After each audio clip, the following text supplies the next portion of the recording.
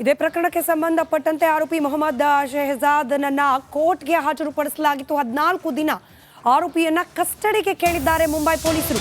ಬಾಂದ್ರಾ ಕೋರ್ಟ್ನಲ್ಲಿ ವಿಚಾರಣೆ ನಡೀತಾ ಇದೆ. ಆರೋಪಿಯ ಮುಖ ತೋರಿಸೋಕೆ ಸೂಚಿಸಿದೆ ಕೋರ್ಟ್. ತನ್ನ ಹೆಸರನ್ನ ಹೇಳಿದಾನೆ ಆರೋಪಿ ಮೊಹಮ್ಮದ್ ಶೆಹಜಾದ್. ಆತನ ವಿರುದ್ಧ ಮೊದಲು ಯಾವುದೇ ಪ್ರಕರಣ ಇಲ್ಲ ಅಂತ ಹೇಳಿ ಮುಂಬೈ ಕೋರ್ಟ್ಗೆ ಪೊಲೀಸರಿಂದ ಮಾಹಿತಿಯನ್ನ ನೀಡಲಾಗಿದೆ.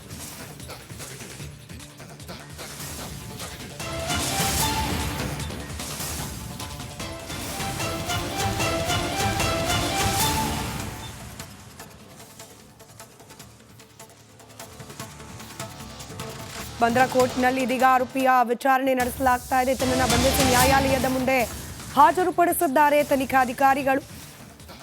ಈತನ ಹೆಸರು ಹಾಗೆ ಇತರೆ ಬೇಸಿಕ್ ಡೀಟೇಲ್ಸ್ನ ಕೋರ್ಟ್ ಮುಂದೆ ಹೇಳಲಾಗ್ತಾ ಇದೆ. 14 ದಿನಗಳ ಕಸ್ಟಡಿಯ ಅವಶ್ಯಕತೆ ಇದೆ ಅಂತ ಹೇಳಿ ಸದ್ಯಕ್ಕೆ ಪೊಲೀಸರು ತಿಳಿಸಿದ್ದಾರೆ ಕೋರ್ಟ್ನ ಮುಂದೆ.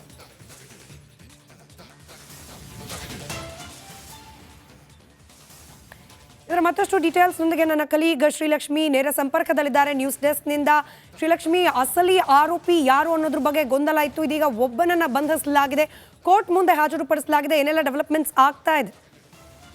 ರೈಟ್, ಏನಾಗುತ್ತೆ ಅಂದರೆ ಸ್ಮಿತಾ, ಇದರಲ್ಲಿ ಈಗ ಆಸ್ ಆಫ್ ನಾವು ಪೊಲೀಸರು ಈತನ ಹೆಸರು ಮೊಹಮ್ಮದ್ ಶೆಹಜಾದ್ ಅಂತ, ಈತ ಬಾಂಗ್ಲಾದೇಶಿ ಅಕ್ರಮ ವಲಸಿಗ ಅನ್ನುವಂಥ ಮಾಹಿತಿಯನ್ನಷ್ಟೇ ಕೊಟ್ಟಿದ್ದಾರೆ. ಆದರೆ ಅದು ಬಹಳ ಬಹಳ ಪ್ರಮುಖವಾದಂಥ ಮಾಹಿತಿ. ಇದು ನೋಡಿ, ಯಾವುದೋ ಒಂದು ಸಣ್ಣ ಪುಟ್ಟ ಪ್ರಕರಣ ಅಲ್ಲ, ತಮಾಷೆ ಅಲ್ಲ. ಬಾಂಗ್ಲಾದೇಶದಿಂದ ಒಂದು ವಾರದಿಂದ ವಲಸೆ ಬಂದು ಇಲ್ಲಿ ಬಂದು ಸೈಫ್ ಅಲಿ ಖಾನ್ ಅಂತ ಬಹುದೊಡ್ಡ ನಟನ ಮನೆ, ಅದರಲ್ಲಿ ಎಷ್ಟು ಸೆಕ್ಯೂರಿಟಿ ಇರುತ್ತೆ ಅದನ್ನೆಲ್ಲವನ್ನೂ ಎಸ್ಕೇಪ್ ಮಾಡಿ ಒಳಗಡೆ ಹೋಗಿ 50 ಮಿನಿಟ್ಸ್ 50 ನಿಮಿಷಗಳ ಕಾಲ ಅಲ್ಲಿದ್ದು ಸೈಫ್ ಅಲಿ ಖಾನ್ಗೆ ಚಾಕು ಹಾಕಬೇಕು ಅಂತಂದರೆ ಯಾರೋ ಒಬ್ಬ ಸೈಕೋಪಾತ್ ಇದನ್ನು ಅಷ್ಟು ಸುಲಭವಾಗಿ ಮಾಡೋಕ್ಕೆ ಸಾಧ್ಯ ಇಲ್ಲ. ಇದರ ಹಿಂದೆ ಒಂದು ಸ್ಪೆಸಿಫಿಕ್ ಮಾಡಸ್ ಆಪರಾಂಡಿ ಇರಲೇಬೇಕಾಗತ್ತೆ, ಒಂದು ಸ್ಪೆಸಿಫಿಕ್ ಆದಂಥ ಕಾರ್ಯತಂತ್ರ ಇರಬೇಕಾಗತ್ತೆ. ಇದರ ಹಿಂದೆ ಏನು ಕಾರ್ಯತಂತ್ರ ಇದೆ? ಬರೀ ಕಳ್ತನ ಅಷ್ಟೇ ಉದ್ದೇಶ ಆದರೆ ಸೈಫ್ ಅಲಿ ಖಾನ್ ಮನೆಯೇ ಯಾಕೆ, ಅದು ಎಷ್ಟು ಪರಿಣಾಮವನ್ನು ಉಂಟು ಮಾಡುತ್ತೆ ಅನ್ನೋದು ಗೊತ್ತಿಲ್ಲದಿರೋನಂತೂ ಅಲ್ಲ ಈ ಕಳ್ಳ ನೋಡಿದ್ರೆ. ಯಾಕಂದರೆ ಅವನಿಗೆ ಅಷ್ಟು ಬುದ್ಧಿವಂತಿಕೆ ಇದೆ, ಆ ಸೆಕ್ಯೂರಿಟಿಯನ್ನೆಲ್ಲ ಮೀರಿ ಒಳಗಡೆ ಹೋಗಿ ಹೇಗೆ ಇದನ್ನು ಮಾಡಬೇಕು ಅನ್ನೋಂಥದ್ದು. ಹಾಗಾದರೆ ಪೆದ್ದ ಅಂತೂ ಅಲ್ಲ. ಸೊ ಹೇಗಿದು ಸಾಧ್ಯ? ಮತ್ತೆ ಇದ್ರ ಹಿಂದೆ ಯಾರಿದ್ದಾರೆ? ಯಾರೋ ಇರಲೇಬೇಕು, ಯಾವುದೋ ಒಂದಷ್ಟು ಸ್ಪಷ್ಟವಾದ ಕಾರ್ಯತಂತ್ರ ಇರಲೇಬೇಕು. ಅದೇನು ಅನ್ನೋದನ್ನ ಪೊಲೀಸರು ಭೇದಿಸಬೇಕಾದಂಥ ಅವಶ್ಯಕತೆ ಇದೆ. Point number 1.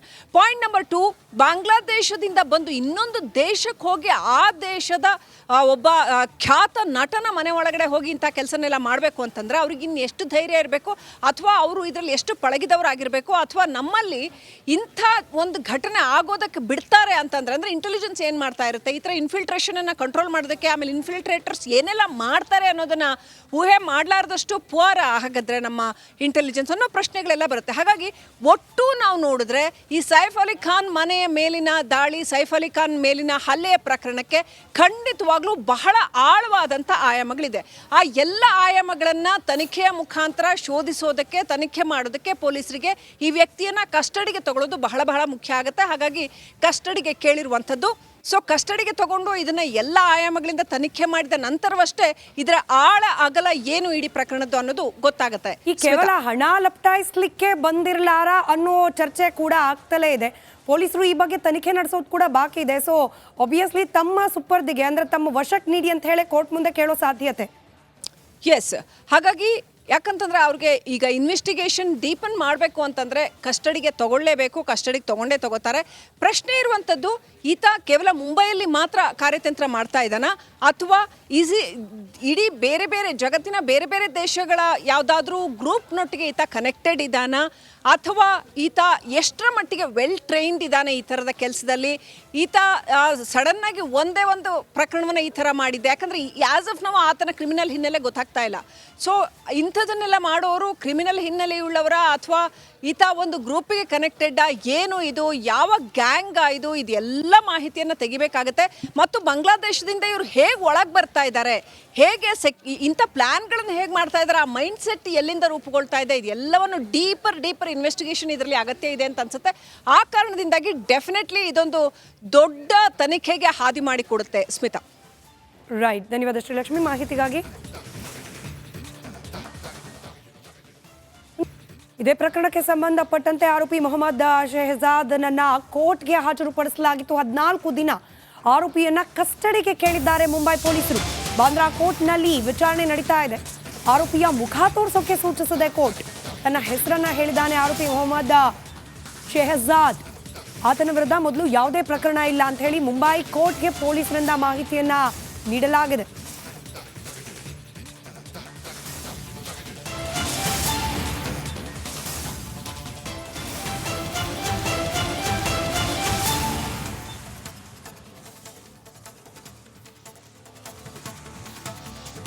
ಬಂದ್ರಾ ಕೋರ್ಟ್ನಲ್ಲಿ ಇದೀಗ ಆರೋಪಿಯ ವಿಚಾರಣೆ ನಡೆಸಲಾಗ್ತಾ ಇದೆ. ತನ್ನನ್ನು ಬಂಧಿಸಿ ನ್ಯಾಯಾಲಯದ ಮುಂದೆ ಹಾಜರುಪಡಿಸಿದ್ದಾರೆ ತನಿಖಾಧಿಕಾರಿಗಳು.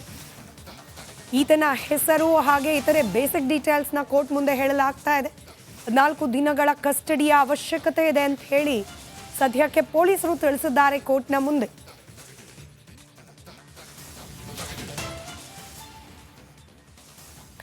ಇದರ ಮತ್ತಷ್ಟು ಡೀಟೇಲ್ಸ್ ನೊಂದಿಗೆ ನನ್ನ ಕಲೀಗ್ ಶ್ರೀಲಕ್ಷ್ಮಿ ನೇರ ಸಂಪರ್ಕದಲ್ಲಿದ್ದಾರೆ ನ್ಯೂಸ್ ಡೆಸ್ಕ್ನಿಂದ.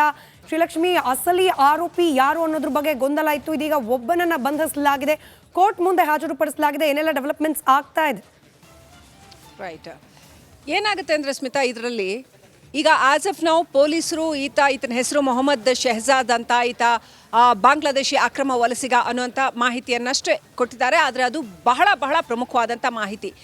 ಇದು ನೋಡಿ, ಯಾವುದೋ ಒಂದು ಸಣ್ಣ ಪುಟ್ಟ ಪ್ರಕರಣ ಅಲ್ಲ, ತಮಾಷೆ ಅಲ್ಲ. ಬಾಂಗ್ಲಾದೇಶದಿಂದ ಒಂದು ವಾರದಿಂದ ವಲಸೆ ಬಂದು ಇಲ್ಲಿ ಬಂದು ಸೈಫ್ ಅಲಿ ಖಾನ್ ಅಂತ ಬಹುದೊಡ್ಡ ನಟನ ಮನೆ, ಅದರಲ್ಲಿ ಎಷ್ಟು ಸೆಕ್ಯೂರಿಟಿ ಇರುತ್ತೆ ಅದನ್ನೆಲ್ಲವನ್ನೂ ಎಸ್ಕೇಪ್ ಮಾಡಿ ಒಳಗಡೆ ಹೋಗಿ 50 ಮಿನಿಟ್ಸ್ 50 ನಿಮಿಷಗಳ ಕಾಲ ಅಲ್ಲಿದ್ದು ಸೈಫ್ ಅಲಿ ಖಾನ್ಗೆ ಚಾಕು ಹಾಕಬೇಕು ಅಂತಂದರೆ ಯಾರೋ ಒಬ್ಬ ಸೈಕೋಪಾತ್ ಇದನ್ನು ಅಷ್ಟು ಸುಲಭವಾಗಿ ಮಾಡೋಕ್ಕೆ ಸಾಧ್ಯ ಇಲ್ಲ. ಇದರ ಹಿಂದೆ ಒಂದು ಸ್ಪೆಸಿಫಿಕ್ ಮಾಡಸ್ ಆಪರಾಂಡಿ ಇರಲೇಬೇಕಾಗತ್ತೆ, ಒಂದು ಸ್ಪೆಸಿಫಿಕ್ ಆದಂಥ ಕಾರ್ಯತಂತ್ರ ಇರಬೇಕಾಗತ್ತೆ.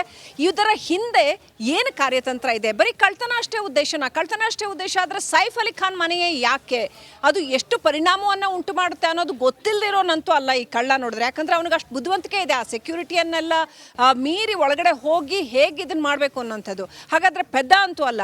ಸೊ ಹೇಗಿದು ಸಾಧ್ಯ? ಮತ್ತೆ ಇದ್ರ ಹಿಂದೆ ಯಾರಿದ್ದಾರೆ? ಯಾರೋ ಇರಲೇಬೇಕು, ಯಾವುದೋ ಒಂದಷ್ಟು ಸ್ಪಷ್ಟವಾದ ಕಾರ್ಯತಂತ್ರ ಇರಲೇಬೇಕು. ಅದೇನು ಅನ್ನೋದನ್ನ ಪೊಲೀಸರು ಭೇದಿಸಬೇಕಾದಂಥ ಅವಶ್ಯಕತೆ ಇದೆ. Point number 1. ಪಾಯಿಂಟ್ ನಂಬರ್ 2, ಬಾಂಗ್ಲಾದೇಶದಿಂದ ಬಂದು ಇನ್ನೊಂದು ದೇಶಕ್ಕೆ ಹೋಗಿ ಆ ದೇಶದ ಒಬ್ಬ ಖ್ಯಾತ ನಟನ ಮನೆ ಒಳಗಡೆ ಹೋಗಿ ಇಂಥ ಕೆಲಸನೆಲ್ಲ ಮಾಡಬೇಕು ಅಂತಂದ್ರೆ ಅವ್ರಿಗೆ ಇನ್ನು ಎಷ್ಟು ಧೈರ್ಯ ಇರಬೇಕು, ಅಥವಾ ಅವರು ಇದರಲ್ಲಿ ಎಷ್ಟು ಪಳಗಿದವರಾಗಿರಬೇಕು, ಅಥವಾ ನಮ್ಮಲ್ಲಿ ಇಂಥ ಒಂದು ಘಟನೆ ಆಗೋದಕ್ಕೆ ಬಿಡ್ತಾರೆ ಅಂತಂದ್ರೆ, ಅಂದರೆ ಇಂಟೆಲಿಜೆನ್ಸ್ ಏನು ಮಾಡ್ತಾ ಇರುತ್ತೆ, ಈ ಥರ ಇನ್ಫಿಲ್ಟ್ರೇಷನನ್ನು ಕಂಟ್ರೋಲ್ ಮಾಡೋದಕ್ಕೆ, ಆಮೇಲೆ ಇನ್ಫಿಲ್ಟ್ರೇಟರ್ಸ್ ಏನೆಲ್ಲ ಮಾಡ್ತಾರೆ ಅನ್ನೋದನ್ನು ಊಹೆ ಮಾಡಲಾರ್ದಷ್ಟು ಪುವರ್ ಹಾಗಾದರೆ ನಮ್ಮ ಇಂಟೆಲಿಜೆನ್ಸ್ ಅನ್ನೋ ಪ್ರಶ್ನೆಗಳೆಲ್ಲ ಬರುತ್ತೆ. ಹಾಗಾಗಿ ಒಟ್ಟು ನಾವು ನೋಡಿದ್ರೆ ಈ ಸೈಫ್ ಅಲಿ ಖಾನ್ ಮನೆಯ ಮೇಲಿನ ದಾಳಿ, ಸೈಫ್ ಅಲಿ ಖಾನ್ ಮೇಲಿನ ಹಲ್ಲೆಯ ಪ್ರಕರಣಕ್ಕೆ ಖಂಡಿತವಾಗ್ಲೂ ಬಹಳ ಆಳವಾದಂಥ ಆಯಾಮಗಳಿದೆ.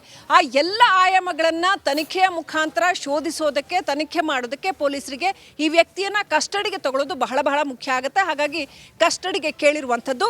ಸೊ ಕಸ್ಟಡಿಗೆ ತಗೊಂಡು ಇದನ್ನ ಎಲ್ಲ ಆಯಾಮಗಳಿಂದ ತನಿಖೆ ಮಾಡಿದ ನಂತರವಷ್ಟೇ ಇದರ ಆಳ ಅಗಲ ಏನು ಇಡೀ ಪ್ರಕರಣದ್ದು ಅನ್ನೋದು ಗೊತ್ತಾಗುತ್ತೆ. ಈ ಕೇವಲ ಹಣ ಲಪಟಾಯಿಸ್ಲಿಕ್ಕೆ ಬಂದಿರಲಾರ ಅನ್ನೋ ಚರ್ಚೆ ಕೂಡ ಆಗ್ತಲೇ ಇದೆ.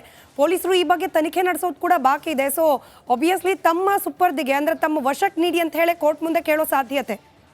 ಎಸ್, ಹಾಗಾಗಿ ಯಾಕಂತಂದ್ರೆ ಅವ್ರಿಗೆ ಈಗ ಇನ್ವೆಸ್ಟಿಗೇಷನ್ ಡೀಪನ್ ಮಾಡಬೇಕು ಅಂತಂದರೆ ಕಸ್ಟಡಿಗೆ ತಗೊಳ್ಳೇಬೇಕು, ಕಸ್ಟಡಿಗೆ ತಗೋತಾರೆ. ಪ್ರಶ್ನೆ ಇರುವಂಥದ್ದು, ಈತ ಕೇವಲ ಮುಂಬೈಯಲ್ಲಿ ಮಾತ್ರ ಕಾರ್ಯತಂತ್ರ ಮಾಡ್ತಾ ಇದ್ದಾನ, ಅಥವಾ ಇಡೀ ಬೇರೆ ಬೇರೆ ಜಗತ್ತಿನ ಬೇರೆ ಬೇರೆ ದೇಶಗಳ ಯಾವುದಾದ್ರೂ ಗ್ರೂಪ್ನೊಟ್ಟಿಗೆ ಈತ ಕನೆಕ್ಟೆಡ್ ಇದ್ದಾನ, ಅಥವಾ ಈತ ಎಷ್ಟರ ಮಟ್ಟಿಗೆ ವೆಲ್ ಟ್ರೈನ್ಡ್ ಇದ್ದಾನೆ ಈ ಥರದ ಕೆಲಸದಲ್ಲಿ. ಈತ ಸಡನ್ನಾಗಿ ಒಂದೇ ಒಂದು ಪ್ರಕರಣವನ್ನು ಈ ಥರ ಮಾಡಿದ್ದೆ. ಯಾಕಂದರೆ ಆ್ಯಸ್ ಆಫ್ ನಾವು ಆತನ ಕ್ರಿಮಿನಲ್ ಹಿನ್ನೆಲೆ ಗೊತ್ತಾಗ್ತಾ ಇಲ್ಲ. ಸೊ ಇಂಥದನ್ನೆಲ್ಲ ಮಾಡೋರು ಕ್ರಿಮಿನಲ್ ಹಿನ್ನೆಲೆಯುಳ್ಳವರ, ಅಥವಾ ಈತ ಒಂದು ಗ್ರೂಪಿಗೆ ಕನೆಕ್ಟೆಡ್, ಏನು ಇದು, ಯಾವ ಗ್ಯಾಂಗ್ ಇದು, ಇದೆಲ್ಲ ಮಾಹಿತಿಯನ್ನು ತೆಗಿಬೇಕಾಗತ್ತೆ. ಮತ್ತು ಬಾಂಗ್ಲಾದೇಶದಿಂದ ಇವರು ಹೇಗೆ ಒಳಗೆ ಬರ್ತಾ ಇದ್ದಾರೆ, ಹೇಗೆ ಇಂಥ ಪ್ಲ್ಯಾನ್ಗಳನ್ನು ಹೇಗೆ ಮಾಡ್ತಾ ಇದ್ದಾರೆ, ಆ ಮೈಂಡ್ ಸೆಟ್ ಎಲ್ಲಿಂದ ರೂಪುಗೊಳ್ತಾ ಇದೆ, ಇದೆಲ್ಲವನ್ನು ಡೀಪರ್ ಇನ್ವೆಸ್ಟಿಗೇಷನ್ ಇದರಲ್ಲಿ ಅಗತ್ಯ ಇದೆ ಅಂತ ಅನ್ಸುತ್ತೆ. ಆ ಕಾರಣದಿಂದಾಗಿ ಡೆಫಿನೆಟ್ಲಿ ಇದೊಂದು ದೊಡ್ಡ ತನಿಖೆಗೆ ಹಾದಿ ಮಾಡಿಕೊಡುತ್ತೆ. ಸ್ಮಿತಾ. ರೈಟ್, ಧನ್ಯವಾದ ಶ್ರೀಲಕ್ಷ್ಮಿ ಮಾಹಿತಿಗಾಗಿ.